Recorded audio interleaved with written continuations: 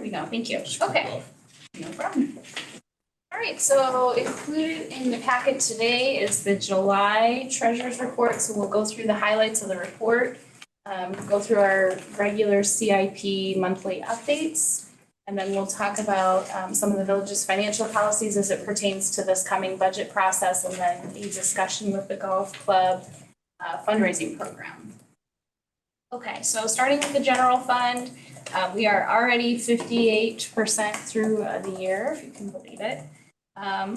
We did not get any property taxes in July, which is not unusual for this time of year. We're still sitting at a dollar amount that's higher than last year by almost $2 million. We're at almost 70% of budget. If we back out prior year payments, we're still $100,000 more than what we were projecting. So we are in a good position. I would expect to start seeing property taxes hopefully at end of October, November, if they're going to be due by December 1st.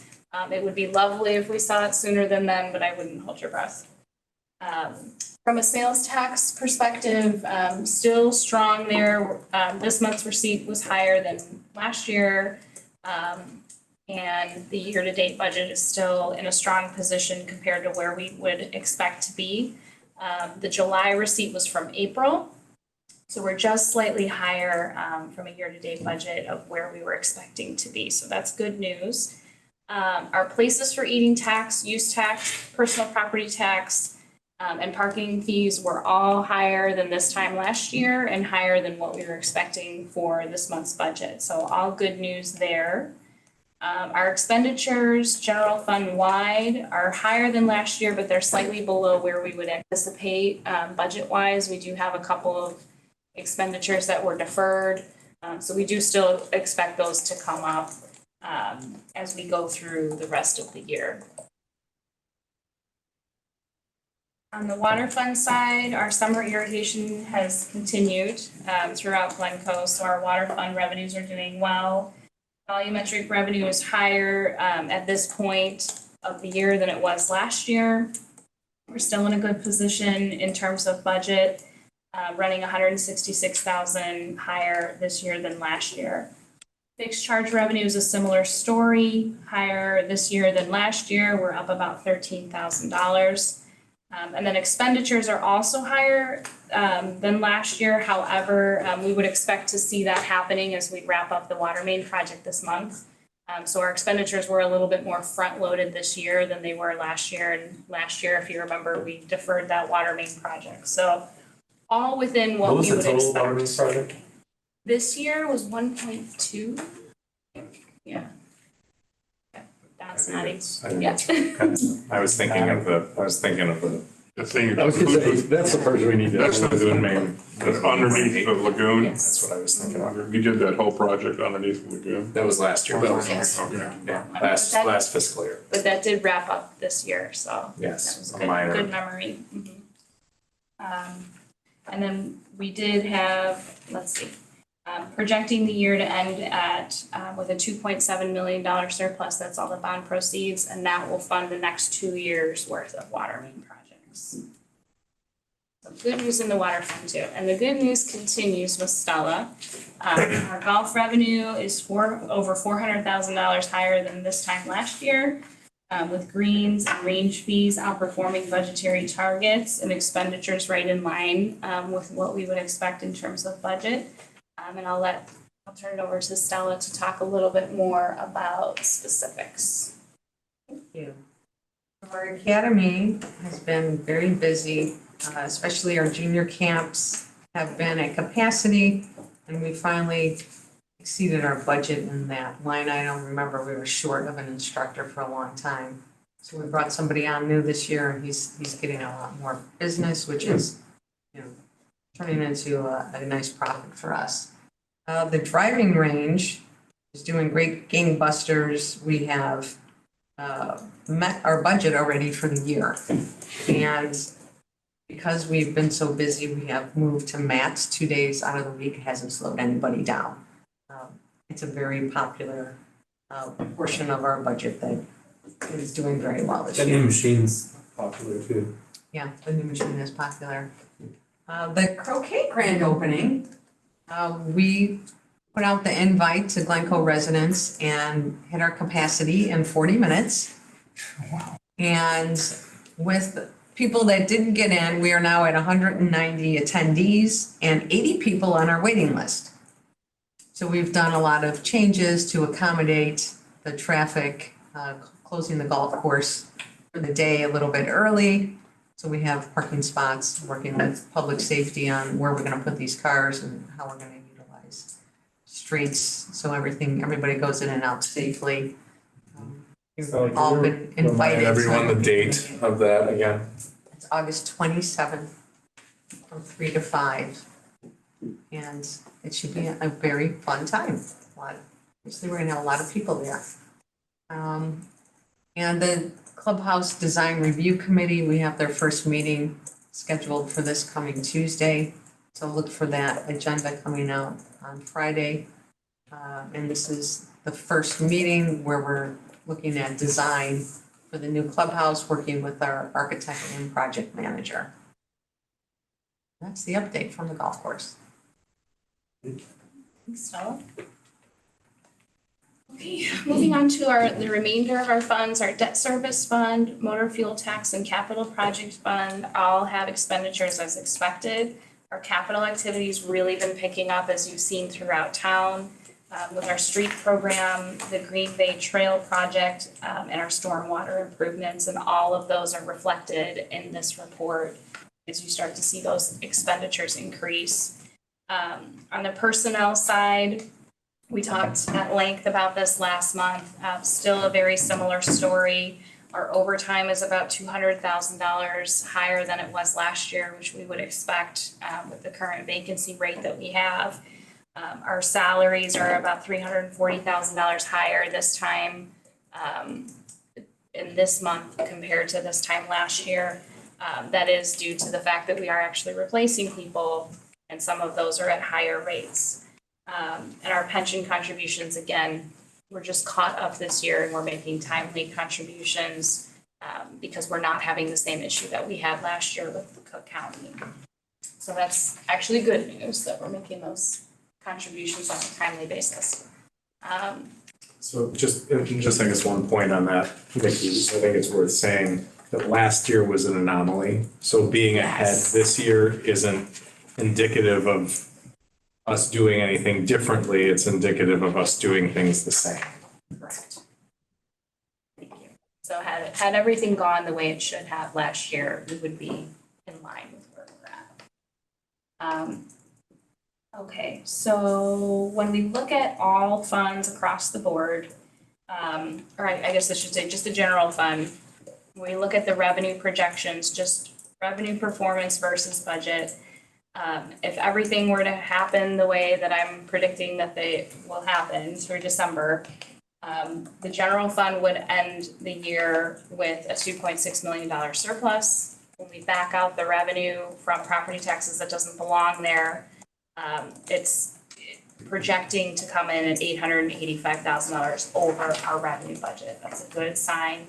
The primary drivers of that are the property tax levy, your sales tax revenue, our places for eating tax is doing really well, and our personal property tax is coming in much over budget.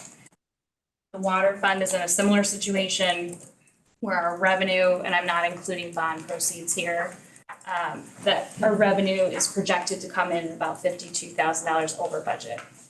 When we add our expenditures into that equation, looking at the general fund, remember we were planning to draw down from the general fund. At the end of the day, when we take out the property taxes that were received in January, instead of drawing down in the general fund, provided 1.4 million. With the way that our revenues are going, we might only be drawing down in the general fund by $2,500. That's a significant improvement. Our revenues are doing very well at this point in the year. It's a good position to be in. On the water fund side of things, once we add projections or expenditures into the equation, our surplus is closer to 1.5. Similar to where I was at before. That might be a little higher, that number. But the fund reserves as of July 31st at month end unaudited, our general fund is projected to, or did end at 15.9 million, which is 71% of our operating expenditures for the year. The water fund is at 6.9, obviously much higher because we are generally trying to build that reserve with bond proceeds and reserves so that we can fund the water main projects. On an inflationary side of things, our commodities continue to be higher than last year. We're still seeing that trend. They're at 77% of the year-to-date budget, which is high. Some of that is timing, but some of that is real price increases that we're looking at. We are monitoring it in terms of where we're at in terms of the overall budget.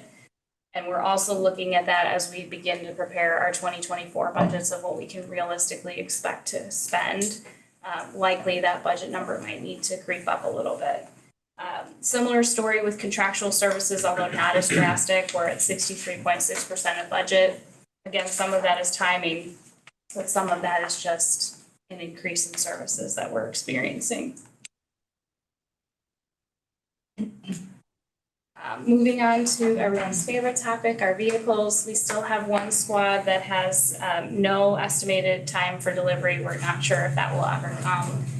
And we still have 4 that are sitting that need upfitting, 5. 5 sitting. 5 sitting. So we're still waiting for parts, how much that we can do there. We have some new delays in the Public Works Department. We had every indication that these were coming timely, but our aerial truck is now expected in December, hopefully December of this year. And the dump body is now October of 2023, unfortunately. Other new impacts that we're... What's the aerial truck again? I think I can figure out what it's Part of the forestry program, it's one of the trucks with a bucket truck that is used. I think that was supposed to be August originally. It was supposed to be last year, if my memory Yes. serves, and we didn't even put an order in for it. We carried it over into this year.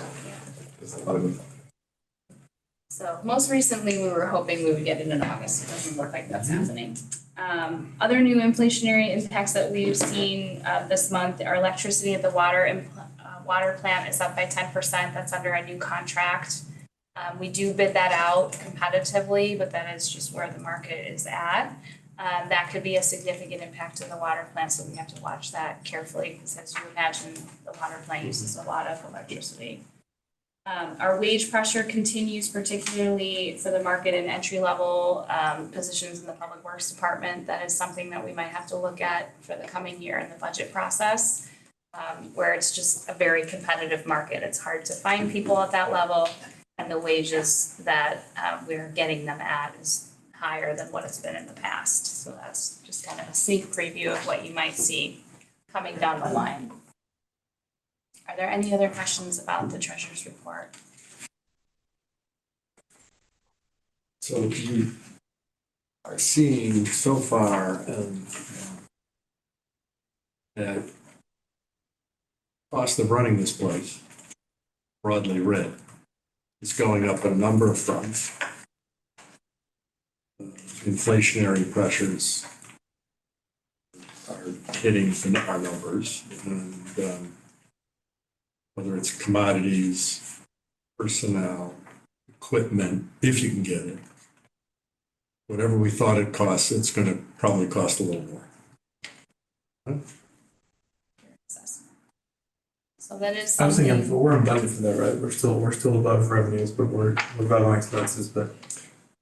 Yeah, I don't think we're that far above on expenses when you Right. run it out through the course of the fiscal year. Some things hit a little earlier this year than they have in years past, just because we did front load a ton of capital this year to try to get as much done before Dave left as possible. But I think on the expenditure front, we're not far off from what we projected in most areas. running high in a few areas, but there are a few expenses that we know will be delayed or deferred because we can't get items. Or we're shifting one thing for another. There is a water main project that you'll see, we're kind of shifting one for another. Yeah, the valve project. Yes, our water fund project, I should say. So some of it we know we're accounting for. We're running a little bit high, but that doesn't mean we can't adjust, just make sure that we stay within budget before the end of the year. So a lot can change from now and then, but we are starting to see general prices increase, and there are just some. Services are gonna discontinue. I will say, I think Unexpected. some of our service contracts are running higher than expected. Taylor and I have been having conversations relative to our plan review and inspection services contract, which is running well ahead of where it has in years past. To some degree, it's an effect of their cost structure in terms of securing employees who are servicing the village. We're going to be looking at that as to whether or not that's a practical path forward. We've been using that as an outsourced service for going on 7 years, and the cost is ever escalating. At some point, I think it warrants a review to determine whether it's actually less expensive to bring it back in-house than it is to have a contractual arrangement. So it's those kinds of things that are definitely putting some pressure on the expenditure side.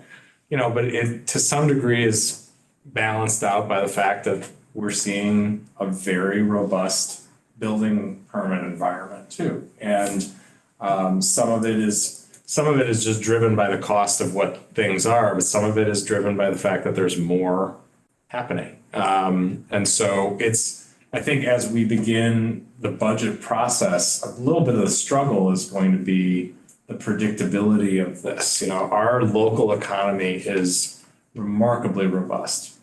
The downtown continues to be remarkably robust. The real estate market and associated to that, the work that's being done in existing homes and new homes being built is significant. And so I always look at that and ask the question, how long can that last, right? Are we in a blip, or is this actually, as we've seen with some of our sales taxes, kind of a new normal that's actually, kind of plateaued at a higher level than it was prior to that. So yeah, I think there's a number of difficult things, and Nikki's going to be embarking on the financial forecast in the next, several weeks. Looking at and trying to predict what the next few years look like is going to be complicated. But we do know, as we sit down to look at the budget, that particularly the CIP is going to require a different set of glasses to be applied to the out years in particular, to make sure that we're adjusting based on what the market is actually delivering versus what we'd like it to be. And I think that's going to require us to take a look at water rates. It's going to require us to take a look at some other things too. But we're in a shifting environment, and thankfully inflation is cooling a bit, but it's not cooling everywhere. So. No, are there services at some point we would consider cutting, or what are the kind of the ranking of those? Well, I think that's. I know we always have this conversation. Yeah. So inflation, the wage pressure is real. I think the difficulty to some degree with, if we look at, just to use a public works service of some type or another, there aren't very many things that by reducing or eliminating a single service, we also have a corresponding reduction in a head count, right? A lot of things that the Public Works Department does, for example, require people who are doing a multitude of other things too. So when you remove something that may take up a lot of time, you may not also balance that out with a like reduction in cost, because you may still need those people to perform other things. I do think that's always an aspect of what we look at and contemplate. And interestingly, I would say that over the last several years, if we've done anything, we've broadened the scope of what the village is involved in. The work that's being done on a sustainability front is dramatically more than it was even 5 years ago. And I think there's demand for more. I think when we look at our human resources needs, when we look at the management of those needs, when we look at IT and the kind of ramp up of technology that just the public safety department is utilizing on a regular basis, we are finding that we need more resources to place into those functional areas, which may mean we do less someplace else, or it may mean we're kind of resetting a bar up. So that's going to be a big focus that the staff is going to be looking at for this particular budget coming up. But I do think we're in a bit of a transitional period in the way that the organization is structured and the kind of the needs that we're going to have, some of which have just changed, and they've changed in the up motion.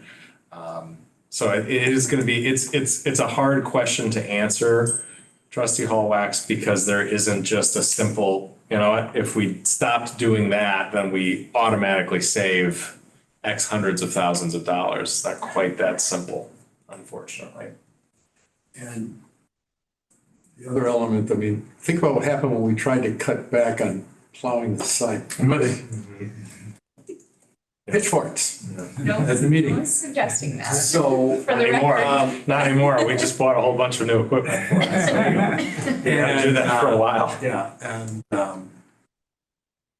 but the serious point is that, you know, you mentioned public safety and all the cameras that the Drones. officers are gonna, and the cameras on the drones. And what we're gonna have to do in terms of reviewing and saving and We dealing with that didn't permanently information. hire. I don't want to say I fear it, but I do think we're in a phase right now of ratcheting up certain administrative and operational requirements due in large part to unfunded mandates coming out of Springfield. I mean, I think the body camera example is a really good one. The cameras themselves are not expensive in the grand You're gonna scheme, have servers. but it's the management Maybe and there's the shared services model of, as we find new Right. incremental Yeah. technology and costs that are being added as we have these other mandates, or there are ways to do this, but in conjunction with other communities. yeah. Well, and I think that's a good point. I think we have a good example of where that can work well in 911 dispatching. And, you know, we're in the process right now of negotiating an update to the first update to the initial 7-year contract that we have with the Village of Glenview. But if there are other areas like that that continue to be opportunities for us, I do think we will be and need to look at that. But yeah, it's just kind of a dynamic time. And I think as we sit down and start to piece out what this looks like, we may have to make some decisions that we haven't made. And at the same time, the CIP needs are going to continue where they are. We know we're going to have to invest some money into this building, the second floor in particular, as it relates to the public safety department. You know, spaces that we really haven't invested in any appreciable way for decades. And So that's technology, Jim. it is. It is. Like this works great, but upstairs. Well, and you know, we experienced that last month with Trustee Rubin trying and Trustee Underdog, and Trustee Holloway, both of you. You were laid up. Trying to call in and effectively participate in a meeting. The council chambers is just, it's a struggle. So, you know, I think we've got to look at both interim and long-term steps up there. We also, you know, we've engaged architects to look at the day room, dormitories and locker room facilities in the public safety department, the second floor living quarters essentially, because that much of that space is original to the building, 1956, the locker rooms in particular. And we've got to find a better way to use the space because we don't have new space in this building, but we also have to find a way to make sure that it actually functions. And I'll tell you, the showers and sinks and toilets up on that second floor don't always. And that's no way for us to We'll help with recruiting. attract and recruit and maintain a department that is as critical to anything as anything that we do. So we know those are going to be continued areas of need. We're going to have to balance it out against other needs, but we can only delay so long before the delay starts to actually cost us more. And, we keep using the word balance it out and offset, but there are limits. The folks in Glencoe, because of all the wonderful things that you all do for us, they're very much used to that. Right, nice thing we all need to be on the same page and communicate the same message on it, because if people are seeing increased costs. Right. Yeah. But when We do need to people. explain that there are limits, Exactly. and those things are out of our control. Agree 100%. And in fact, which we'll bring up something later in terms of policy, minimum fund balance and other things. But like the golf clubhouse, I think it's a great example of when presented with a project or a service or something that, will truly benefit Glencoe, and you get a reasonable explanation for it, most of the people that live here are going to go, okay, I get it. We need it. And are supportive. And we can't take advantage of that. But I don't want staff to think, there's a line in the sand, and if you got rid of the funny accounting, no offense, that is forced upon us by the fact that Cook County gave us money from last year, this year. Charles Berman. And even Charles with, is that a warning or a?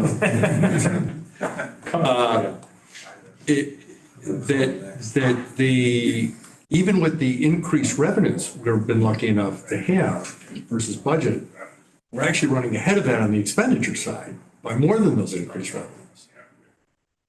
If we just look at it from an operating standpoint, we will be behind at the end of the year. We won't have balanced out. At least that's not what we're projecting to.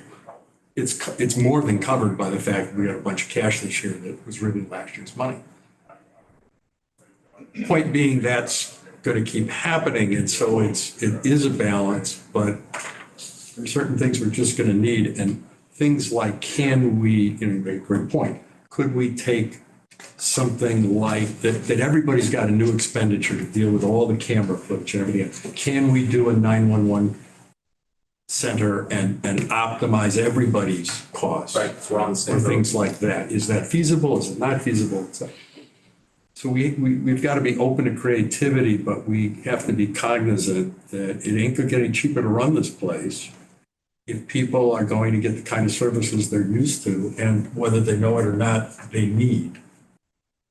And that we need to keep delivering. So, which argues, of course, for home rule, so we can try to gain revenue sources not available to us other than real estate taxes, whether it's in the form of a bond referendum or otherwise. Just stop hitting that Probably in a button. stronger position to talk about it now. than we Yeah. had. I'm sorry, I'm going on too much. That's great. So this is a natural transition that we will be kind of headed into the budget process. And this conversation might take a different turn this year than it has in the past years. We might have to make a few more difficult decisions, and depending on where our expenditure projections come in. Before I get into our first step of the budget process, I'm gonna hand it over to Margaret so she can give a CIP update. Good evening. Tonight's update for the month is found on page 54 and 55 of your packet, and the quarterly updates on page 56. So we'll start off first with some target date changes that have happened. As Nikki mentioned, the dump body and salter arriving in October instead of September. The aerial truck arriving in December instead of earlier this year. The leaf vacuum on the opposite side arrived in July instead of December. So you can see the fluctuating market there. The water main replacement project is going to be wrapping up in August instead of earlier this summer. And then the Green Bay Trail crossing improvements at Hazel Avenue are expected to be completed in August instead of earlier this year as well. We also have some updates to items coming before the board for approval for the following projects. The safe routes to school crossing improvements will be brought to the board in September instead of August. The roll call training room renovation project will be brought before the board in September instead of August as well. And then the water plant parking lot resurfacing project is going to be brought before the board in September instead of August. And then they're hoping that the estimated completion will be October instead of September, just because of the delay of bringing it to the board. We also have some items that we've put in the position of being to be determined. And staff can speak to kind of the story behind that this evening. We have the replacement of the roof sections of Village Hall and Public Works. I know we previously talked about at the Finance Committee. That has been changed to be determined. And then the 16-inch water main valve replacement project that was scheduled for this year has also been changed. And then as Phil mentioned earlier, the second floor renovation, public safety renovation work, some of the work has started this year, but that project will continue into 2024 as well. I am pleased to say that the kitchen will be completed this year, even though that's been budgeted for 4 or 5 at this point. But that project is moving ahead, and it's probably one of the the areas in most need up in the public safety areas of the second floor. We will be talking more with you all probably this fall relative to the council chambers and the other components of the second floor that I was just mentioning, in that we may very well be combining those projects into a single project that may accommodate some phased work so that we can find a space for the dormitories to relocate, which may be the council chambers, which may mean we are finding an alternate meeting location for some time. Take it or something? Yeah, and we have done that before. Back in 2006, we had we were doing some renovation work on the first floor of this building, and the village board met at the Take-Up Center for about a year. So we may have to look at something like that, but that we'll be talking about a little bit later this fall as well. You want to talk about the 16-inch valve replacement project, readjusting for this year? Yeah, so the 16-inch water main valve replacement project we had scheduled for this year is probably going to be postponed. We have a transmission main that goes down the bluff at the end of Beach Road. It's had a couple of main breaks this year, and we're seeing traces of a small leak currently. So we think we need to reallocate those funds and replace that main going down the bluff. So we're currently in discussions with Strand right now to do some plan work and then hopefully get that on the street and get that replaced before winter. And that's one of 3 primary transmission mains that connects to the water plant. You may remember in 2018, I believe it was 2018, when we relocated the main On the beach. Yeah, there was that main was pulled back at the beach level to the toe of the bluff in an effort to protect it from beach erosion that was taking place. It had actually uncovered the main itself, and the main was moving because of that. This component is the component that goes vertical up into Beach Road and feeds a portion of the community. So again, it's one of 3 mains that exits the plant. It's circa 1954 or so. And as Don said, we've repaired it twice, and it doesn't seem to be doing the trick, unfortunately. Yeah, that sounds like a absolute necessity. Yeah, and it's unique, obviously, because of the vertical nature of it. You don't often have a vertical water main, but this one is. And it doesn't, I think we're pretty confident in it on Beach Road being in pretty good condition once it gets horizontal again. But this is something we don't want to delay any longer than need be. The last thing we want is for this to open up in the middle of winter. Yeah. Really big problem. Yeah. Almost impossible to fix in the wintertime. Do we have a timetable for that? So we're working with the engineering group to try to get a design so that we can get it out to bid ASAP and bring back a contract to the board, probably October. You know, the only thing that could possibly hold us up are contractors who have, Yeah.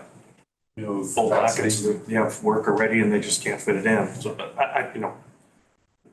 I haven't seen that yet. One idea we had is to talk to the firm that is going to be doing phase 2 of the bluff stabilization project and the ramp rebuild, to see if they may have any ability, or others. I mean, sometimes at the end of the year, contractors will find that they have a little bit of extra availability because they finished a project early. So, we're keeping our fingers crossed on it. The goal is to get it done this year. What about the roof repairs?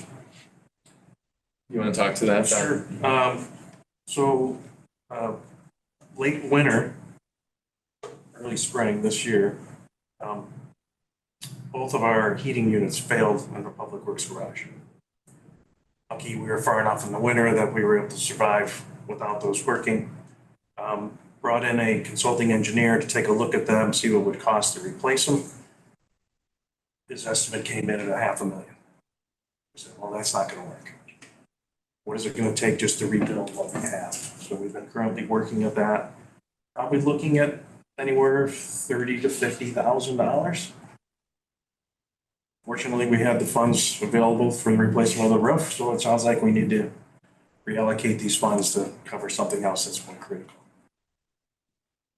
So it's the flat roof section that's over the office area only, the admin area, not the barrel roof that's over. But there's no leaking active or anything like that? We've had some leaks, but with our new facilities manager, he's Johnny on the spot, and he's gone up there and made all kinds of repairs, and so I think we're good. I think we could probably, ask for this, new funds in the new budget year.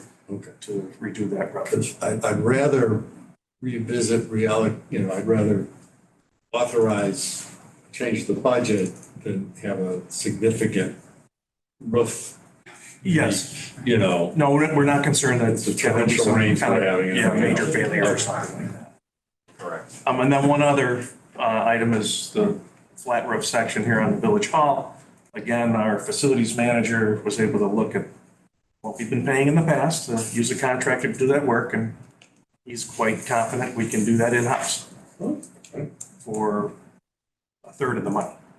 And then maybe reallocate those funds to something else we need here within this facility.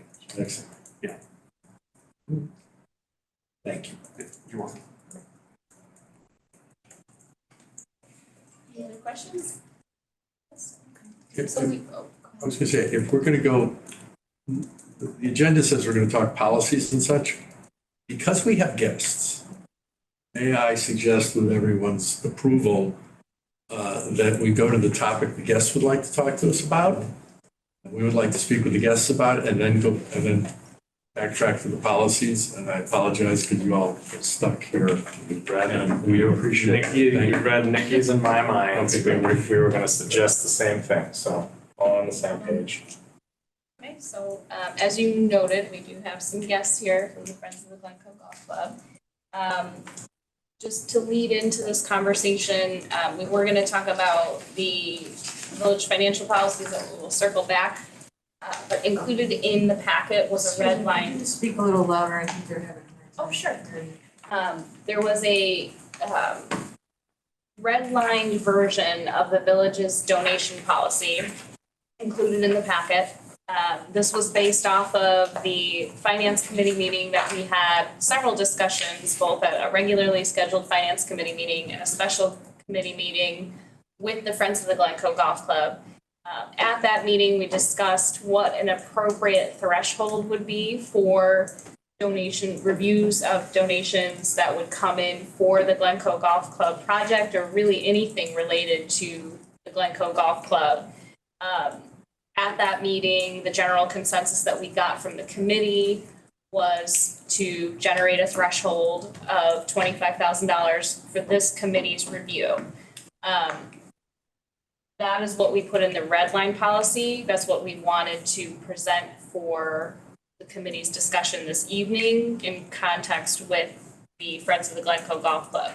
The other direction that came out of that meeting was the request of the Friends to come back with their new fundraising arm, with their specific policy of how they plan to attack fundraising in general and naming rights as well. So this evening, we have several members of the Friends of the Glencoe Golf Club present remotely and here, and also Kim Swinton from the Swinton Group, who's been engaged by the Friends to create a fundraising policy for them. So at this point, I would really kind of turn it over to the Friends to introduce Kim and talk a little bit about the fundraising plan. This is Dale Thomas reporting from the wilds of Wisconsin in my role as president and chair of Friends. As you mentioned, Nikki, when we last got together, we discussed concerns that the staff and the finance committee had about naming rights, perhaps for certain individuals, or for, in some cases, about the nature of the naming rights themselves. That is what they would be presented on. And we agreed, I think, at the end of that to cooperate, and we have done so.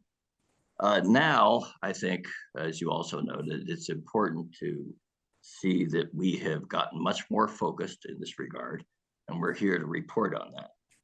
We hired Kim Swinton as the chair and president, I guess, of the Swinton Group. I would think almost all of you should know who Kim is. She was the chief fundraiser for Writers Theater, which raised well over $30 million. She's therefore familiar not only with what it takes to get significant donations, but she's also very familiar with Glencoe and the people in Glencoe who may be persuaded to give such donations. Recently, Kim and Ellis Goodman have worked together to bring a much more focused fundraising effort, and also to enlarge the naming opportunities. But there's not only being enlarged, but again, I think more focused as well as the larger fundraising effort. So with that, let me turn it over to Kim. Great. Thank you, Dale.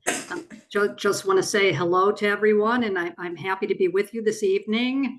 I've really been in this fundraising space over 3 decades now, and so I won't belabor you with my resume, but just want to say I have a real fondness for Glencoe and a real connection to it through the Writers Theater Project, and have gotten to know great people like Ellis and Jillian Goodman and Phil along the way here, and I'm happy to be involved in the project. So I just want to step back a minute before we talk about the naming. And Friends really hired me to put together a strategy and a structure so they can move forward with a major philanthropic effort. And over the past 2 months, I've really been talking with members of Friends, talking with Ellis, talking with the staff, reviewing all of the past materials, the campaign material that's existed to date, your press. And the real aim here for me is to establish a positioning for this campaign that is rooted in a reality. So, is not fantasy, but has the absolute best chance of raising philanthropic support from the community. And I do think you have a real opportunity here for a public-private partnership, a very successful public-private partnership. And my understanding is there hasn't really been a significant influx of capital support for the club since 1978. So in my mind, this is a real opportunity to create this year-round 21st century modern community resource that young people, families, and adults from Glencoe, the North Shore, and beyond can use. And I think when you passed your referendum, and congratulations, that it is really what people were saying, that they wanted this. And in my mind, there's 3 pillars here. One is the clubhouse itself. The second is enhancements to the grounds and the course. And the third is really green elements. And that's both infrastructure that might be integrated into the clubhouse or on the course, and also programmatic elements. So these are the things that are really going to motivate your philanthropists, knowing they're helping create this modern community resource that is going to better the community and serve its residents. So then moving into the naming piece, I think you'll be happy to hear some of the following. It's really my recommendation that you have a few more generic levels of giving so that they're not attached to naming, and that you would have a threshold of $25,000, and that might be a gift that's pledged over multiple years so someone could get to that level. But that threshold would allow someone to be recognized on a general campaign donor wall that would be in the clubhouse. And so no matter what someone gave, if they were at 25,000 or up, they'd be recognized in a specific level at a specific range. We've also talked about creating a 21st century founders group for the club at Glencoe. And these would be donors who make 6-figure gifts or more to be founders because they want to realize the vision for this modern community resource. So as we start talking about naming, I'm suggesting that you do not name anything for less than a gift of $200,000. So just in theory here, let's say, I know you've talked about, naming the clubhouse at potentially $3 million. So maybe the welcome area, the parking lot with some amenities like lighting and landscaping might be a $200,000 name gift. And so we're thinking now that you would have elements around the clubhouse itself and around the course and around some green elements that would range from $200,000 up to that $3 million level. And the last thing I'll say here, because I'd love to hear questions and be able to answer them if I could, or Dale or Ellis, is that, when someone names, they're really not buying that piece. They are simply making a philanthropic gift to your collective effort, capital effort, and vision. And in return for that gift, they are being honored with recognition on a particular piece. So, it's never meant to be a literal quid pro quo, and you indeed might have some named gifts that are, more than the amount spent on that area or less. So I just wanted to say that out loud so everyone has that in their heads as we're talking. But that's generally what we're thinking, that the positioning has to be rooted in reality, but it's very important and has to be to a degree aspirational, that we will be looking for campaign gifts starting at 25,000, but there wouldn't be anything named until we cross that $200,000 threshold. So I'd be happy to try to answer any questions you might have at this time, but that's really our initial concept and thinking. Okay, this is Dale. Can I just add one thing for everybody? It's probably self-evident, but you kept using the word community resource, and I think that's critical, because that is, however inartfully we may have presented it, that was the vision we were presenting it for the referendum. And Kim is, I think, going to enhance our ability to showcase that aspect of this clubhouse project. And there's probably no better evidence of that than the overwhelming public interest in the opening of the croquet court. I mean, the croquet court is not golf, but you had 200,000 or more people trying to just get to the opening of that. That's exactly what we're trying to do here. That's all I added, but I just thought that was important to know.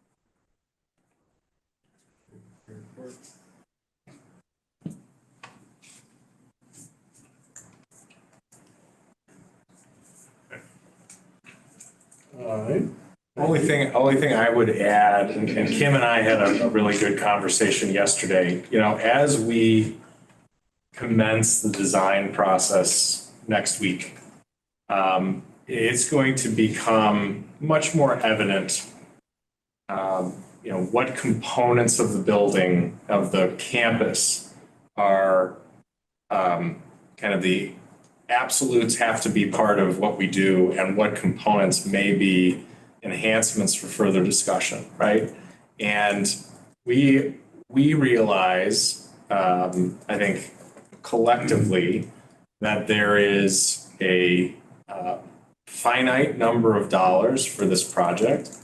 And everyone, I think, has a belief that the community, the broader community, will support the project both through that referendum approval, but also through some level of philanthropic giving. And I think as we move through the design process, there's going to be some conversations perhaps about value engineering. There's going to be some conversations about what's included and what's not. And I think those will be subsequent discussions that may come back to the village board and to dialogue over with friends to see whether there's a collective vision for that and how that may work for the enhancement of the project, of the program for that, for the construction that we know is going to happen, hopefully starting in about a year.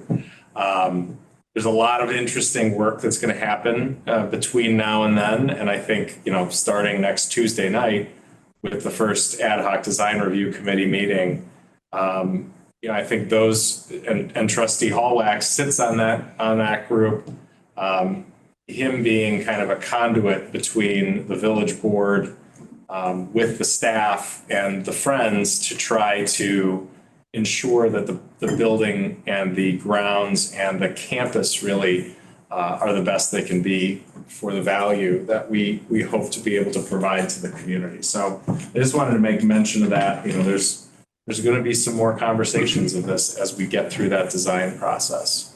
And that's kind of fun and exciting, frankly.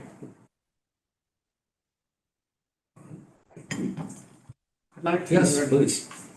just add to what's been said, but also to talk about what this new community facility is going to be able to bring with the enhancements from the planning. There's going to be significant additional revenue. For instance, the driving range, part of our enhancement, $44,000 a year of playing. It would have an enhanced facility there, and we know that we're going to take a lot more money out of that. We have the new croquet club, which is going to have good membership, and they will be paying as well. We will have cross-country skiing and sledding. That will be another source of revenue. And so we've had some discussions, and we believe that together with the new restaurant, outdoor and indoor bar, banqueting facilities, private room for conferences or whatever, we should be able to make more than $1 million a year in this new facility. When we make $1 million a year, it won't be for 1 year, it'll be for every year, we hope, and maybe more. And this isn't pie in the sky because we know other clubs are doing this.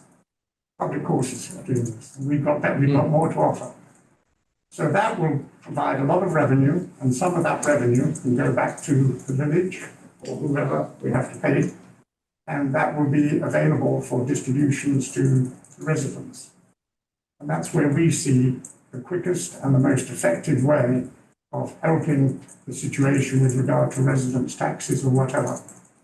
So that will be our plan, but in order to do that, we need to work closely with the village, Phil and his team, so as we can move things along in a timely manner. Because the quicker we get going, the quicker we'll start earning income. And when we get the clubhouse open and everything done, it should provide a nice profit for everyone. So that's how we see the enhancements providing additional revenue and profitability, which can be used for the Glencoe residents, any taxes that they may have additional to pay. Exciting Everybody ideas. happy with that, I hope? Absolutely.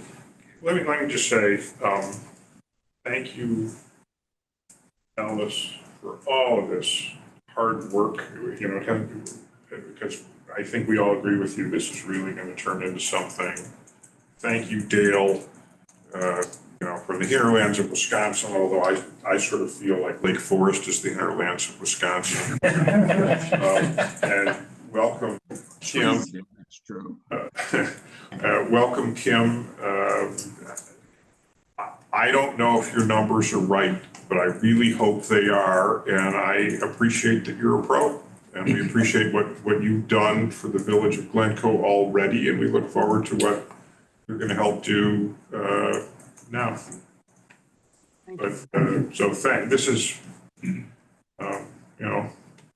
hadn't happened yet, so we're all going to try to do our part. But the village is really grateful for what's been contributed here and what will be contributed. Nice of you to say that, but we're just at the beginning. We are. So there's a lot of work to be done, but we're very confident. We have a very professional fundraising team now, and we're going to succeed. Confident. Yes. I think, going after the folks with the big bucks makes a lot of sense, but I don't want us to forget about smaller donors as well.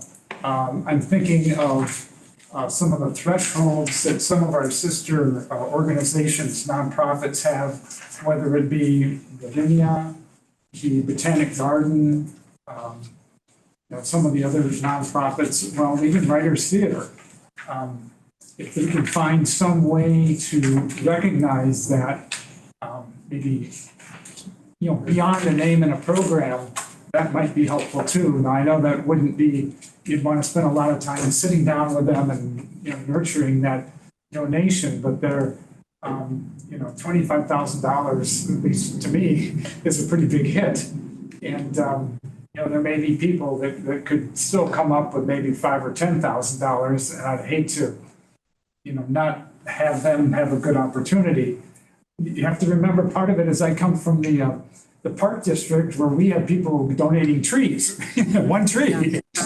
That's probably. I think that's 100% correct. I just think that the approach will be a bit of a top-down to try to build a corpus at the beginning.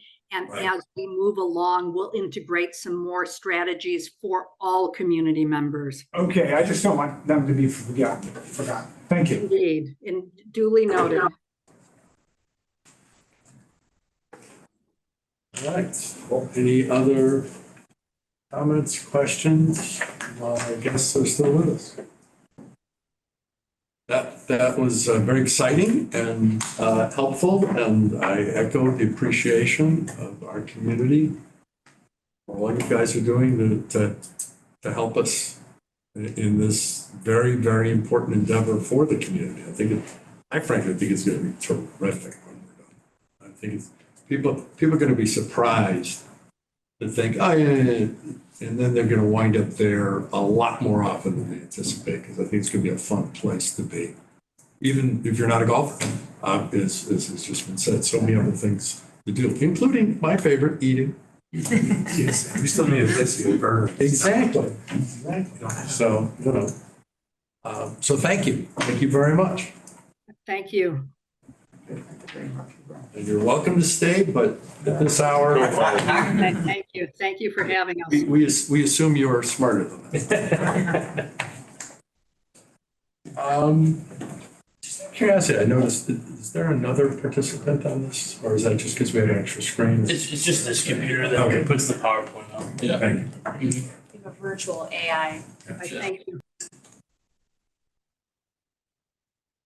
All right, we talk policies, the other policies. So moving a little backwards in our packet. Page 74. I don't have. Thank you. Everyone could turn to page 74 of your handbook. Thank you, Alex. Appreciate it. Summarize it for you. Thank you very much. Thank you. I'm gonna call you, Phil. That's great. We'll look forward to it. Exciting stuff, fund balance policies. So included, as I was alluding to earlier, included in the packet is a clean and proposed red line version of the village's financial policies. This has historically been the first step in the budget process that we've taken to really set the direction for staff as we prepare a draft budget that the finance committee and the village board will consider in November. We have our budget kickoff meeting scheduled for Thursday with staff, so this is a very timely conversation for us. And a lot of these policies will dictate primarily a lot of the revenues that we project in the budget for 2024, but also what we end up recommending to the board for the expenditure budget. The first policy that we have redlined as proposed for a change, and certainly if there are other policies that you want to talk about, feel free, but I'll just go through what we've proposed for you this evening. Is we have been trying to get to a fund balance target of 25%. Historically, what we have recommended is to try and creep this up by 1% each year, kind of dipping our toe into the water, trying to build up to the 25%. So we started, I think, at 15%. Mm-hmm. What we're recommending in the red lines this evening was to move to 18%. But I know that there are some thoughts on this policy, so I'll pause for comments and questions. And she's almost snickering because I feel pretty strongly that given where we're at on our fund balances, given our S&P rating, if we went from where we're at down to 18%, I think folks at S&P would be going, what the blank happened? Well, you can't, whatever it is, that rating's no good anymore. I mean, it doesn't make any sense to me. I think if we think the right answer, and I think 25% potentially is light. And I say this being extremely respectful of the fact that this is taxpayer money that we're holding. It is not our personal funds in any shape, manner, or form. And so we have to be more circumspect with that than we would say with our own personal sense of how much should I have sitting around in case, the world blows up. But I think if we feel, as at least the prior board decided 25% was a good goal, we can revisit that if we'd like. But if that's where we still think it is, then let's just make it 25% and be done and quit creeping 1% a year. We have a red line, and next year it'll be 19, it'll be 20. I mean, it's silly. The other part of that is if we, given what's happened to us, given expenses that are somewhat out of control in places, given that Cook County has such a huge impact on when we get our revenues, how we get our revenues, given the state and its financial situation, what they're going to do to us, potentially, and along with unfunded mandates, just literally cutting into our revenues and deciding to keep more of them, as they have in the past, that we have all sorts of good reasons for saying we really should have at least 25%, if not more. And tied to this will be another topic that we'll talk about tonight, which is, do you go out with a full CPI increase for the for the bump, for the real estate tax bill. Or you do something less than that. And when, with CPI running is higher than that, we can do 5%. And I'm going to be very strongly in favor of a full 5. And this is one of the reasons, because we're getting clobbered. And that's only what we know about so far. It's only going to get worse, not better. That, I mean, it may be a different pot, but at the end of the day, it's the village of Glencoe paying for a new vertical water pipe that's 75 years old that absolutely has to be fixed. And we're kind of going begging to contractors to say, guys, anybody got some time? We really want to get this done. It's not going to stop. So number one, I'm in favor of moving it. And I think it's easier to explain why you're doing what you're doing with your real estate tax bills and everything else, as opposed to, well, wait a minute, your policy is you only need to have $4 million and you've got X. What the hell are you raising my taxes for at all? Why aren't you lowering them? Which would be a very reasonable thing for someone to come and say, and then you have to explain why. I'll say 25% when we look at our surrounding communities is not unusual for a community in which property taxes are your primary source of revenue. I will say, trying to say this without snickering, that property tax revenue is considered to be a very safe and stable revenue because it does attach to the property and you do have a fairly absolute chance of collecting those dollars, whether they're late or not, they still came in. If we were to more heavily rely on sales taxes, and I mean to an extreme, if we had a 75% of our revenues came in from sales taxes, S&P, Moody's, all the rating agencies would require us to have a much higher fund balance. And then a recession, those are gonna get hammered. Correct. 25% would be probably where they would lean on the smaller side, more on the minimum side, which was why that was kind of our goal to get to 25%. We were trying to make it easy on ourselves to get there, but to your point, we are there. And we could certainly go higher, but it is not unusual to see that type of threshold. I'm not hammering to go more than 25% now, but I certainly think we ought to just be at 25%. Which we've been. But we've been over. We've been over. Yeah, So, in fact. so I'm, I have thought about this and yes,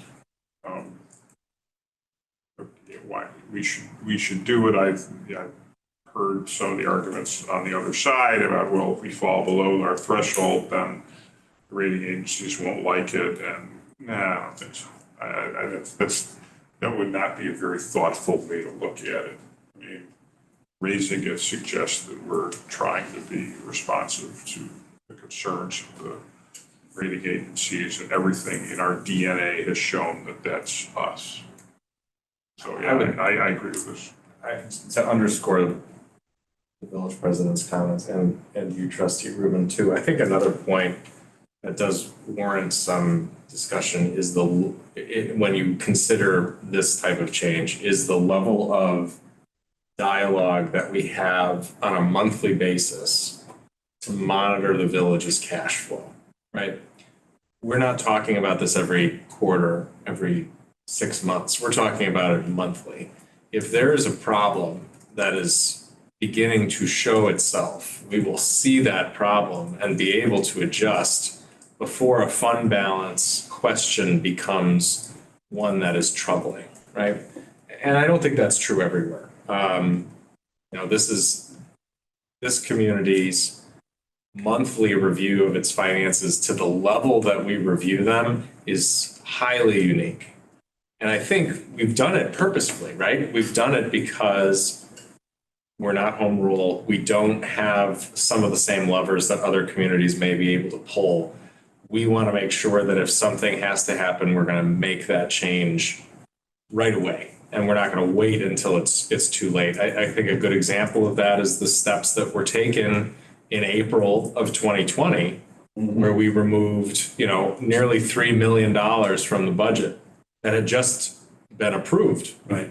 And I think we have enough safeguards in place that a threshold like this isn't frightening from the staff standpoint. I think we have enough time dedicated to being able to adjust if we need to before we run into a problem of, oh, good grief, we suddenly dipped below 25% during the course of a fiscal year.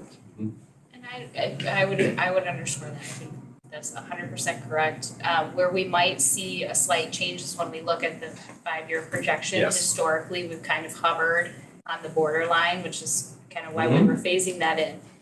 So I think if you set the threshold at 25%, that's just another decision point for us. It's another informational point for us to make smarter decisions so that we can sustain that. And to Phil's point, obviously we can pivot before we get to that point.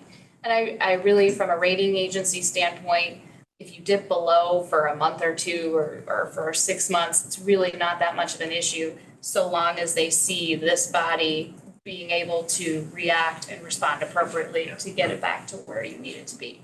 And again, I want to separate the theory from the practice. 25%. Just a 4 million and change. When we're looking at it, because obviously it bounces throughout the year, is that an average, right? And it's not a point in time. No, you want to keep it at 25% or more throughout, and that's why we've got fund balances. All 365 days of the year. You want to try to target that, but in policy versus practice, right, to use Right, your that's where we're term. at that. I think generally and historically, that's what's actually happening because of the nature of property taxes. We get this large influx in March if the bills are on time, and then we draw down on fund balance, and then we get a large influx in September. And then what the rating agencies will really hyper focus on, fairly or unfairly, is the last day of the fiscal year. So they will look at that and they will measure your policies where you end the year of taking all the ebbs and flows. How well did you plan and where did you end the year at? But to your point, one of the charts that's in here that I like and asked for was to show fund balances, actual projected by month. What's my fund balance for every one of my funds throughout the year? And that's also in the 5-year projections. And that's why, because I want to see what my low cash flow is during the year. It's fine to say, well, this is where I started, this is where I ended, but oh yeah, I went broke in the middle and had to borrow my way. I mean, no. It's what are the numbers on a little daily? That's too rough. Is this what you're talking about? Yeah, Exactly, yeah. so, and that's why that's there. So And it's healthy right now, Nikki and I were just talking, it's very healthy right now, the general fund in particular. Right, so now is a good time to do it where as a practical matter, that's why I said, the practice versus the theory. I don't care if you didn't have a minimum fund balance and S&P lets you get away with it. If you suddenly had a 2/3 or more drop in your fund balance and you couldn't explain why you weren't about to go file for bankruptcy to S&P, what are they going to do? Let alone, how are you going to pay your employees? I mean, everybody would be very worried, regardless of policy. So, but when we see the 5-year projections, as we do every year, and we see, oh yeah, look, those later years, that last year, it looks like we're dipping down. Now, part of that is because they're very conservatively done. And so, thank goodness, projections from 5 years ago would have shown we would have been in a lot worse shape than we're in right now. But it does keep us on the straight and narrow and make sure that everybody, as you've just heard, is thinking about this all the time. And people are talking about rearranging their life and putting off this expenditure and doing this as these things change so that we don't just go down. The other piece to that is we are strategically drawing it down with capital. Yeah. And to Phil's point, we are going to see some of the costs of those out years of the CIP climb as we evaluated this year. Those costs will rise, and that will force us to kind of reevaluate the pace at what we're drawing down the general fund. Well, and it also may finally force us into some questions about the strategy that we apply to that. I mean, we've talked about it from the standpoint of how we account for the replacement of vehicles and the depreciation component to that. When we see especially expensive pieces of equipment coming up for replacement, which we will see, a significant piece of fire apparatus next year, it's $1 million in one shot. Is it best that we're holding $1 million in the general fund reserve, just waiting for that engine to get replaced? Or should we be a little bit more strategic and build out those, a fund for the replacement of the rolling stock? Nikki and I have talked about it for years. We need an infusion of cash to do that so that it doesn't hurt us. But there are a number of things that I do think it puts on the table and perhaps pushes us to try something differently than we have in the past. And I don't have a concern with this. I think if we were sitting at 28% fund balance, I'd be a little bit more anxious about it. We're well above that.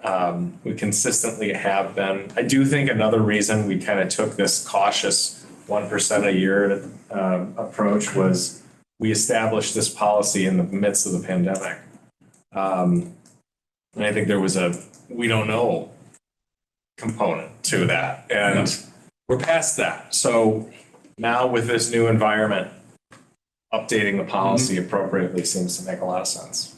And it will help with the financial forecast in terms of what we present back to you guys in a month, right? Then you make a motion on this? I don't think so. No, you're not approving them. Yeah. You're This is something that's These will discussed be- and we're gonna be presented to. These will be in, the direction you provide tonight is guidance to staff. Nothing's approved until the budget's approved, so. So when we provide you with the draft budget, we'll take your feedback from tonight, roll those into the financial policies, and it'll all be one document. Skipping over a little change, is this just a technical change, the minimum balance in the debt service fund? It is Whichever is less, is that, but that's what our bonds allow us to do? It's what our bonds allow us to do, but it's also, to use a term that you just used, practice versus policy, making it to be a policy that we can abide by, because when that policy was originally adopted, our fiscal year end was February 28th, and we would get property tax revenues in, and the fund balance in the debt service fund was much higher at the time.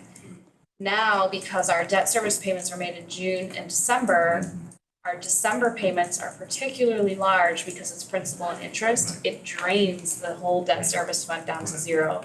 And not because we need that money, it's just because we've spent it.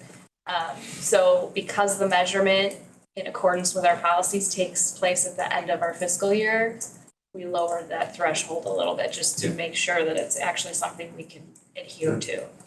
Okay, thank you. Technical questions, so if we were to change from the 18%, you wouldn't necessarily do it just all in 1 year, would you? Or would you phase it in, or No, that's the policy? the policy that we have in place is a phased policy, I think. It's 1% a year now. Right. And I hear you say Jump to 25. jumping all the way in one. Yeah, one swell food, believe me. Okay, Yeah. I get it, okay. 12 food. Oh, swoop. I know what you're saying. Well, Drew. Right, I'm intentionally. We're getting to that hour of this. We're getting to that hour of the That was day. actually intentionally, I'm not having. I a stroke. liked it. No, I liked it. I don't have one of those. Well, that's Yeah. I vote no. I can't promise. I vote no, although I'm not a voting member. So continuing on the property tax discussion,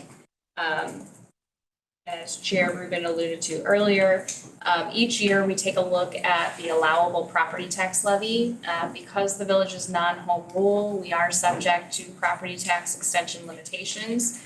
That is typically an increase year over year in the levy of the lower of CPI or 5% as a cap. And because we have had wild inflation in the past couple of years, in the first time in 40 years. Since it was established, I Since it think. was established, we levied at the maximum 5% last year. So the question for this group is whether or not you would like the draft budget to be prepared using the assumption that the property tax levy will rise again by 5%. So I've just made my view clear that I would do the 5% for all the reasons I spoke about before in terms of what we're facing right now. Well, there is a concern, just to add to Nikki's comments, that, and what has been the village's historic practice has been to levy to the highest extent possible, because not doing so essentially, You lose it forever. you lose it forever. You lose that, whatever that increment below the max is for all time. Home rule communities, on the other hand, since they can adjust their rate, sometimes do that. And will adjust, they're not limited by PTEL, obviously, but sometimes they will use CPI as their measure, but they will levy above or below depending upon where things stand, because they can always go back and add back to, and we don't have that ability. So that has been a significant reason why the village has not levied a level below its threshold. And just for additional context, the measurement that they use is the CPI change from December to December. Right. So for this measurement period, you're looking at December 21st or 2021 through December 2022, and that was 6.5%. So we obviously can't do the entire amount.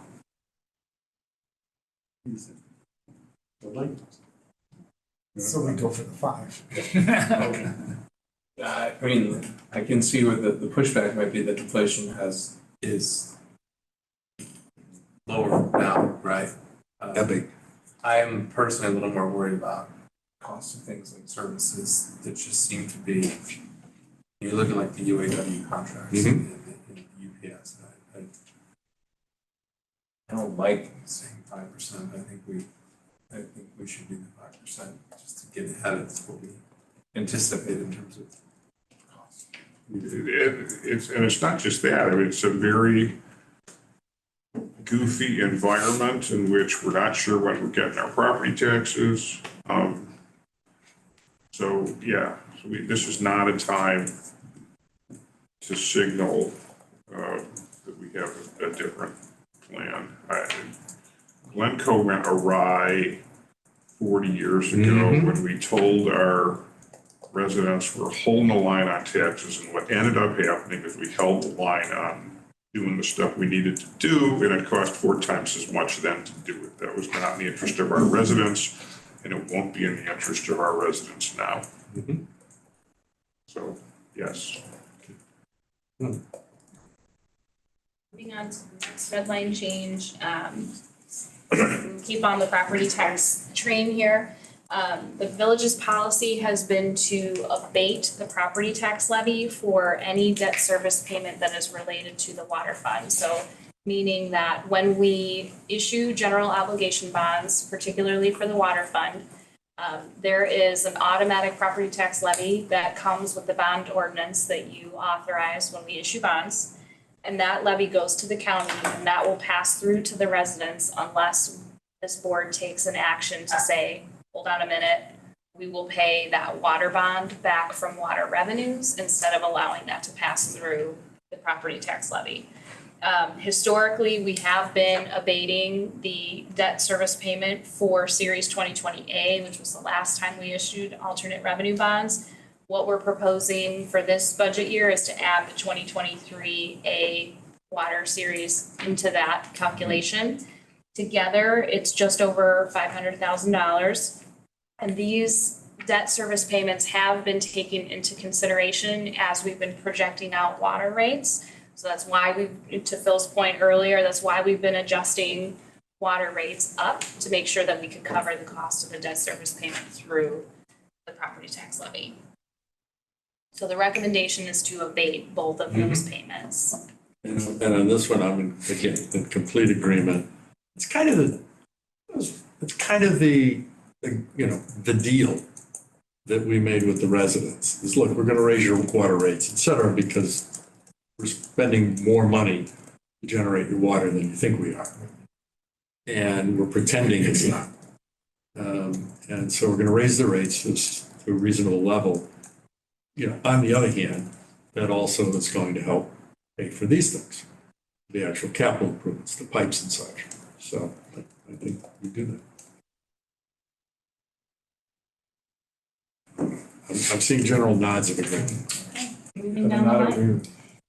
Okay, so the next item, I'll combine the two of them, management fees and limited tax debt. Because of the accounting structure that we have, I'm sorry, I have to take you down this rabbit hole. We have the general fund, which is where most of the day-to-day accounting goes for the village. And then we have water fund and golf fund, which are enterprise funds. They're self-sustaining. They're similar to how a corporation would run. They're designed to be self-sustaining. We treat them almost like a subsidiary corporation to the general fund, and we charge them a management fee. That's a revenue that comes into the general fund, and it's included in the long-term projections for the water fund and the golf fund. Because we process payroll for the golf club and for the water fund, we have this practice of charging them a management fee. What we're recommending is that you allow staff to come back with an additional analysis. We're not sure that the management fees that we've been charging are completely accurate, whether they're covering our costs too much, too little. And we would bring back a recommendation as part of the draft budget just to make sure that they are where they should be. Similarly, also allowing staff to make a recommendation with limited tax debt. We do have to look at what the 10-year CIP looks like and what those financing options will be. So what we're proposing is just, again, bringing that recommendation back with the draft budget. Last time we used limited tax debt resources was for the Tudor Court streetscape improvements. This is you don't have to go and ask the community for a referendum, part of our bonding authority. Exactly. Right, and we get that up That's to what we're talking about. what amount? It's It's 5%. I'm sorry, it's 5% of EAV. Yeah. But it's But you have to a remove it. statewide calculation. You have to remove any outstanding debt that you have. The default. Correct. So since we do still have the Tudor court bonds outstanding, we have principal that has to come out of that calculation. Okay. So the amount that we could issue right now is $3.3 million. And Nikki, refresh my memory, we did that on a relatively short-term term. That was a 10-year term, wasn't It it? was a 10-year term. Yeah. So So that'll that be it would expired. replenish sooner. Let's see. 2019? 2019. Yep. Okay. That was right after I Yeah, so we're started, so almost halfway 2029. through. Yep. Be completely paid off. And the benefit of that debt is that you don't need a referendum for it. So if you do have a quick financing need, that's just another tool in your toolbox that if we had something unexpected come up. It was a long time ago, the village board's policy that was a rainy day fund. What we have adjusted to has been much more so that it was not a rainy day fund for any purpose. It has, I think, really adjusted into a rainy day fund for a capital purpose, as opposed to something that would be operational. And incurring debt for operations is something we will never recommend to you. So that's just a point of reference for you all. Are we okay, generally okay with that approach? Yes. Consider that in the budget. The next item is fees and charges for service. We do an annual fee survey of our surrounding communities just to make sure that our existing fees are in line with what other communities are charging, make sure we're not out of line. We also take a look at those fees and charges to make sure that we're covering the cost of the service that we provide. One thing that we are doing an extra deep dive in this year is that staff will be doing a comprehensive review of each of the code sections for which they are responsible for, and making sure that all of the fee and fine schedule has everything that should have. And then whether or not those need to be adjusted. Let me ask a question, because we're, was it $20,000 plus under where we anticipated on vehicle stickers. Maybe people got rid of a whole lot of cars. Maybe people just aren't paying. What can we do, if anything, to audit that, and is there any low-hanging fruit there? So you can run Secretary of State records of vehicles that are registered in Glencoe and compare that against what people are purchasing. My understanding is we did that more than 5 years ago, because it We did happened it in before I started. 2016. What is tricky about that is this Secretary of State records have not historically been super up to date. So what that caused is quite a bit of consternation on the part of the residents. I do know that the city of Evanston does that on a regular basis. They do it annually now. And it sounds like they've had a little bit better luck, so that may be something that we can evaluate. One of the other things is, this group will recall what we were talking about is the possibility of a virtual program. So we are investigating that as well, which would just make it, quite honestly, easier for folks to participate and to comply with what we're asking them to do. We're also trying to determine whether there may be other paths forward to generate that revenue along the same lines, but perhaps without the formality of a sticker program at all. And that's not generally been simple to do, but that is another aspect of something that we're trying to look at. I will say, the sticker program is not without its cost to administer and its cost to enforce. So the public safety department is applying resources on a regular basis to enforce it. And it may or may not be as lucrative. So that is absolutely on our list of things that we're looking at. And this kind of goes back to the home rule, non-home rule element as well. A lot of our surrounding communities have taken that revenue and said, we're gonna get rid of the headache of issuing vehicle stickers. We won't make the residents come in and do it. You don't have to put anything on your car. We're just gonna transition this to the property tax levy, or we're going to increase your sales tax rate, or another alternate revenue. We don't have that luxury to just shift from one hand to the other. Is the vehicle license plate reader, you've stayed more than 2 hours system that we have now, is it sophisticated enough so that you could run something that said not just that the plate's been there, but oh yeah, the plate's registered to Glencoe, and oh yeah, we don't see that your vehicle sticker was paid, here's your ticket? There are ways to do that, and I'm smiling at John because we've been researching this. That's essentially what Evanston does. They have a wheel, they call it a wheel tax. And what they do is download the Secretary of State data, and then you can download that list into the LPR and use that as your guide. What's tricky is that you have to set up the system correctly, because the LPR has to have something to connect to. Because, I live in Lake Zurich. If I'm parked in downtown, I would come up as not having a vehicle sticker, right? So you have to have a good working list to start with. But it is possible. It's just, Yeah, not as it's structured today. I Right. think it would require quite a bit of work to set it up to accommodate it, but it's absolutely on our list of what we're The technology itself is capable, but it requires perfect data in almost real time, and that's the trick. And you won't get perfect data, but okay, so if we get 5 complaints a year, but you're suddenly bringing in 15 grand a year more, you know, that probably makes, on an annual basis, that probably pays for some front-end investment. I would make that trade, yeah. Yeah, so I just think we ought to look into it, because to me, that might, you know, amongst the million other things you have to do with your life. That just seems like the low-hanging fruit, that people, you know, aren't bothering, the same people that maybe aren't bothering to get a pet license, because why?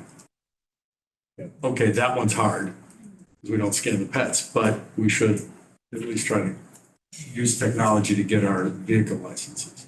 I will say that And we should go although the virtual. technology exists, we're not certain that our current program has that functionality. So it may end up being a goal Yeah. for staff to continue to implement, to look at how we would implement.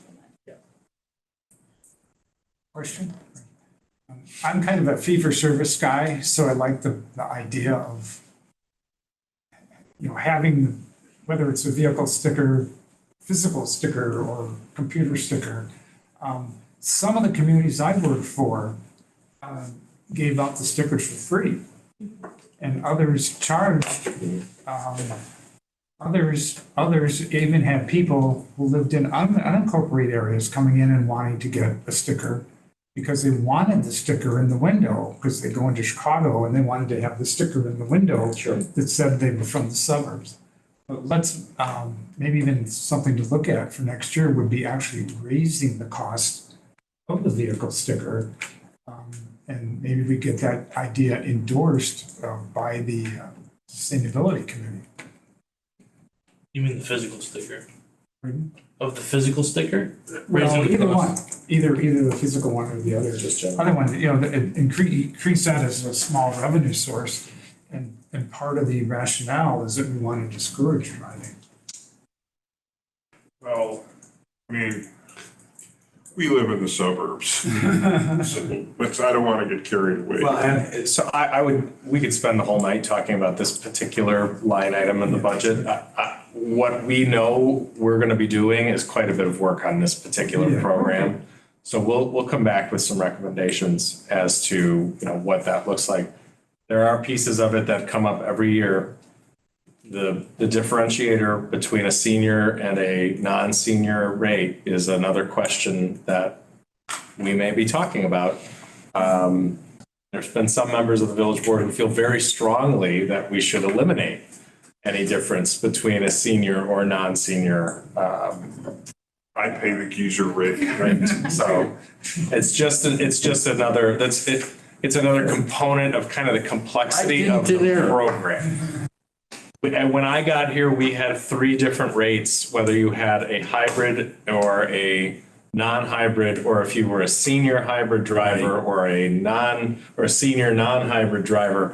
We had literally 7 or 8 different categories, and it was a nightmare to try to administer. Perfect is the idea of it. Yeah. We're gonna have to address the compelled speech issue. Don't worry about that. That issue has been resolved because we'll never do it again. Simple as that. We have a great logo. We have a great logo. Or we'll use rotations of village trustee pictures, headshots. I will say. You might lower sales. Or increase, you never know. You never know. To your concern, I would say that if we do end up recommending some type of virtual program, the cost of the actual stickers themselves is pretty minimal. So that would be something that we would recommend no matter what, that we would have a stock of stickers without dates on it. Oh, okay. For those folks that have that concern, because there are a lot of municipalities who do that. When are we gonna get to the home rule question? When would we possibly bring this up? That needs to go referendum, right? It does. So we're talking like another year. Well, I think there's a fair question as we get into, and it may be a component of the budget discussion this year. 2024 is arguably probably going to be a year where a lot of people vote, given that there are presidential primaries and those have been moved to June. And there were obviously also the general election in November. And so when we last talked about home rule in any appreciable form, the village board was ready to commence the public education process. That was February of 2020. And we talked again about it that summer because we were thinking about November of 2020 as a possible referendum date. And it's frightening to me to say that out loud and say November of 2024, because that's a whole 4 years since we were last contemplating putting a referendum question on the ballot. I do think if there's an interest in it and the board has at least a consensus interest in doing so, we want to know that as a group by January. As the budget's approved, I think we want to be able to use as much of 2024 as possible to educate the community as to what it means, what it doesn't mean, and decide whether June or November are the dates that we want to see. Maybe this is silly, we're overthinking vehicle stickers when the bigger question is right in front of us. A fair point to make. Yeah. I think that's been also addressed in the draft comprehensive plan. Home rule? Yes. Yeah, it's certainly been, I think, It's been raised. talked about It's been raised. as a component. Right, people think it's just about money and it's not. Oh, no. Not at all. There's tons of things you can and can't do because we can't do because we're not. Okay. Okay, last slide, we're in the home stretch. The next item that's redlined are I'll combine the IRMA and IPVC surplus reserve policies. In both of those, just as a quick refresh, IRMA is our insurance pool for our risk management, property, casualty, workers' comp. IPVC is our insurance pool for health insurance. We have surplus reserves in both of those pools that we are able to use relatively freely. We've historically used IRMA surplus revenues for safety-related projects. We do have a significant balance in there, over $1 million, well over $1 million. $1.8 million. Well over $1 million, so. How much is that for a truck?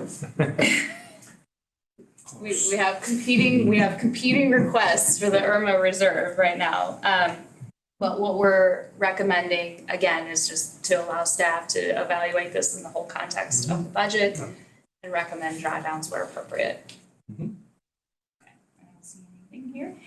Pension funding, we reviewed these at length, and again, the fire pension contribution again today.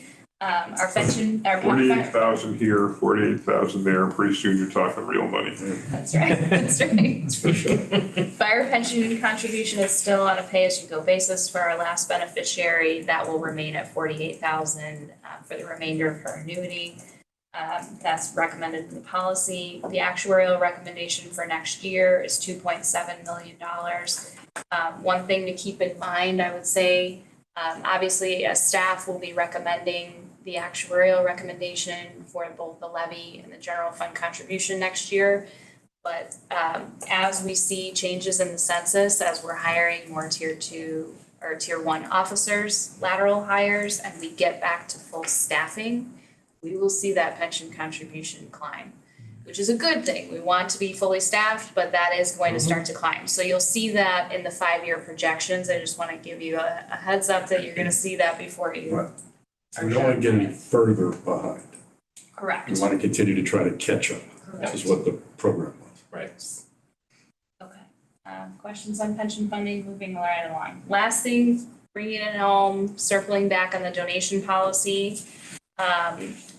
It sounded like there was a consensus with the red lines that were included in the donation policy that set a threshold of 25,000. Just want to verify that, and also as a kind of a quick follow-up question to that, is that something that you want to take effect now in 2023 versus the budget? Because this might be a policy that would make sense to break out and bring that to the village board to make it effective now as they're fundraising. That makes sense. I don't know why you wouldn't time it. If our fundraiser wants to raise money now, we don't want to make her wait. Yeah. So we have, and I would, let me just add that we should include the, you know, the honor dunk asterisk, which is, you know, smaller donations too. Well, Right, but those yeah, are right, right. that's the Big difference with. Right, I got Kim's top down, and we have a professional fundraiser, we're listening to her, and we hope it will pan out, and then we'll, you know, but I just want to make sure, what we're talking about is donations of $25,000 or more Coming to this. coming to this board. body Yeah. for review. Yeah. Not $500 for a brick or bench or Right. something. Okay. Yeah. I just want to make, Yeah. I just, Dudley's point, I think, was, hey, we're not saying we're not interested in smaller. Right, I just want, from the standpoint of the Yes. policy, I just wanted to make sure. Yes. And the policy as it exists today does require any special fundraising program to come before that body. So if there are any changes to the official program, that would come before you in accordance with our policy as it stands today. Probably most likely relative to naming as opposed to a generalized Larger fundraising thresholds. policy. And how we've done it. Because it's not our policy, it's theirs. And I think we want to be mindful of the fact that they may have an ongoing fundraising policy that doesn't require, because it's the nature of what Trustee Underdunk was saying, is going to be smaller numbers generally that may aggregate together and a donation is made to the village from the Friends or from somebody else directly to us. But I think when they solidify the naming, that's something that we want to make sure we're bringing back to this group so that the village, because the village is actually affixing the name to something, that there is a kind of an approval process that relates to that. Yes, I think the actual wording is any sponsorship program should be presented to the finance committee. So it would be the official naming rights. Yeah. Okay, that concludes my presentation unless there's any other questions on policies. Any questions, comments? Floor is open for anything else. One more time. It's Carrie's last meeting. I think that's not fair, but I just wanted. No questions. I just wanted to. There's a He's couple funding the pension. other last meetings coming up, so let's. leave them It's alone. ironic that he's going to be here later because you mentioned it. Well, right, fair point. All right, with that in mind, may I hear a motion to adjourn? Do adjourn. Second, all those in favor? Aye. All right, we're adjourned, and Thank again. you.